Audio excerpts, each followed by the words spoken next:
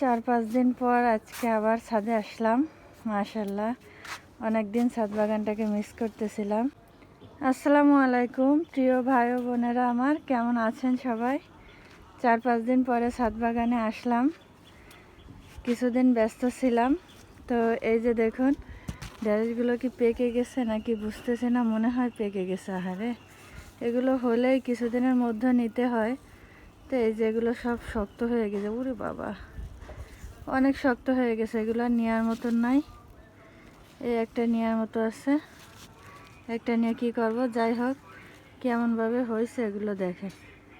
বীজ হোক এই চারোটাই, বীজ হলে আবার অনেক গাছ লাগানো যাবে। এরপর থেকে যা হবে নেওয়া যাবে।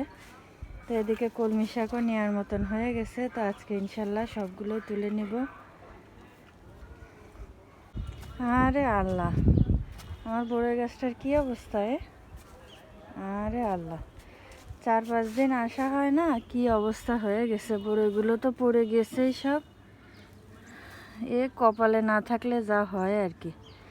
আর আমি না বাসায় থাকলে আমার ছাদ বাগানের এই অবস্থায় হয়। এই যে দেখেন, এই যে কিছু বড়ই আছে, দেখি ছিঁড়েই ফেলি সব। হ্যাঁ, এগুলো সব পাখিতে খাইয়ে ফেলেছে। এই যে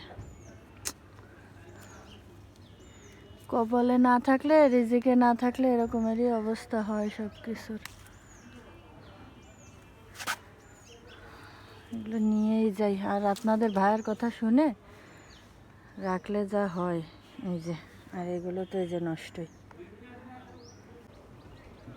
দেখুন কি বলবো, আমার শুধু আজকে কান্না পাচ্ছে ছাদ বাগানে এসে। অনেক দিন ব্যস্ততার কারণে হচ্ছে ছাদ বাগানে ওঠা হয়নি। আর এই হচ্ছে আমার ছাদ বাগানের অবস্থা। গাছপালা সব ঢুলে ঢালে মরে যাচ্ছে। কি অবস্থা দেখে তো আমার খালি কান্না আসতেছে। সব ঢুলে গেছে, গাছগুলো সব ঢুলে গেছে। আজ কতদিন রোদ্দুরও বের হয়েছে, বেশি একটা বৃষ্টিও হয়নি, এই জন্য হচ্ছে এই অবস্থা। গাছটাও ঢুলে সব বড়ইগুলো পড়ে টড়ে কি একাকার অবস্থা। এই যে এই সব গাছ ঢুলে গেছে, কি করব। 3 দিন ওঠা হয় না ছাদে। তো 3 দিনে তো গাছপালা পানি না দেওয়া হলে রোদ্দুর বেরোচ্ছে, এই অবস্থা নষ্ট তো হবেই।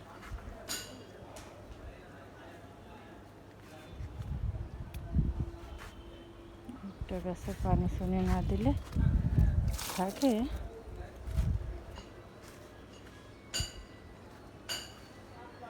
সব গাছগুলো ঢুলে গেছে। এই সিম গাছগুলো এতটুকু হয়েছে কেবল। সিম গাছগুলো এখানে রাখবো না, না উঠাই ফেলবানি। বলি যে আজকে হচ্ছে ড্রাগন শেষ, কিন্তু শেষ হয় না।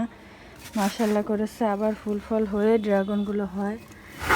ওই বাবা, তো এই যে এখানে 2টা ড্রাগন পাকছে, আর ওই যে নিচে 2টা ড্রাগন পাকছে। এখানে আসারও কায়দা নেই। ওই যে নিচে 2টা ড্রাগন পাকছে। আবার ওই গাছটাতে ওই যে দেখেন 2টা ফুলও আসছে। ওই যে, তো শেষ বলি কিন্তু শেষ হয় না। তো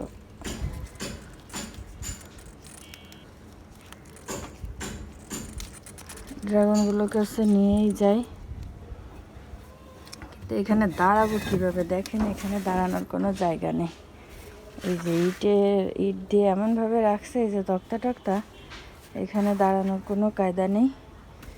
কিভাবে যাব এখানে? গাড়ি না থাকলে আমার গাছপালা সব 12টা বেজে যায়।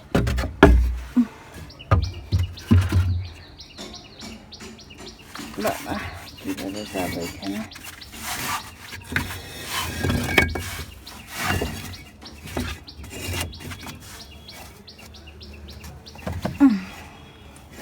আসতে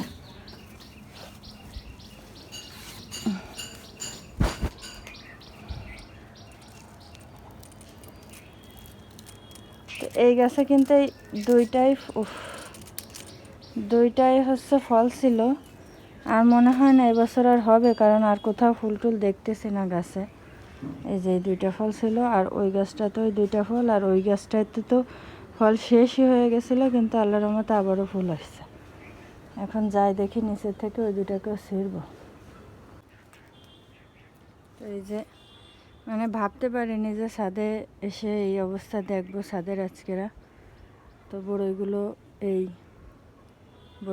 যে পড়ে গেছিলো গাছ থেকে নিয়ে নিলাম। এখন দেখি নিচে যাই। তো এই যে এই ফুলগুলোকে হচ্ছে নিয়ে নিচ্ছে। এই যে গাছে আর কোনো ফুল নেই, এই শেষ। প্রত্যেকবার শেষ বলি, আবার তুলি।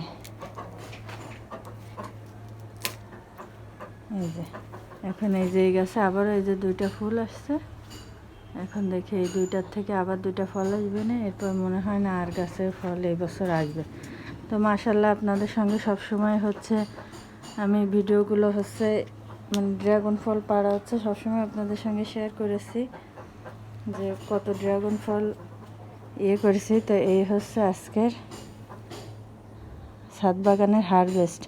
আসলে প্রস্তুতি নিয়ে আসছিলাম না যে ছাদ বাগানে এসে এগুলো নিব, ভাবছিলাম শুধু একটু দেখে আসি যে কি অবস্থা। তো দেখতে এসে হচ্ছে ফলগুলো পেড়ে নিয়ে গেলাম। আর এই হচ্ছে বাদবাকি গাছপালার অবস্থা আমার।